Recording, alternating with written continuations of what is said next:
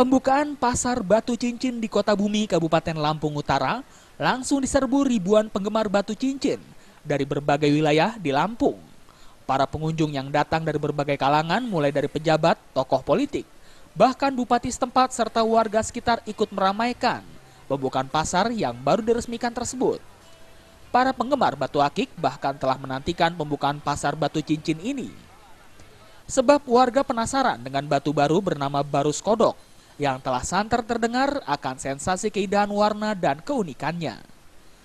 Untuk memiliki bahan batu Barus Kodok, peminat batu dapat membelinya dengan harga kisaran Rp200.000 hingga Rp1.000.000.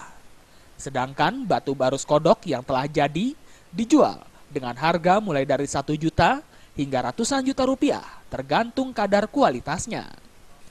Untuk memoles batu ini tidak sembarangan orang dapat melakukannya, karena diperlukan keahlian khusus untuk membentuk batu Barus Kodok ini agar nilai keindahannya tetap terjaga. Kenapa Barus Kodok banyak diminati? Ya karena warnanya menarik.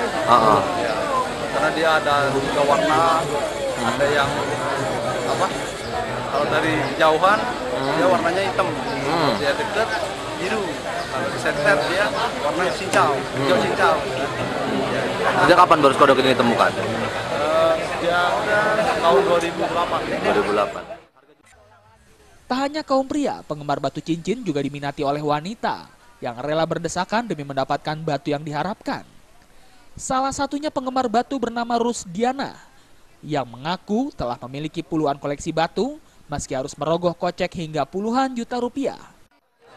Ada berapa koleksi Ibu di rumah?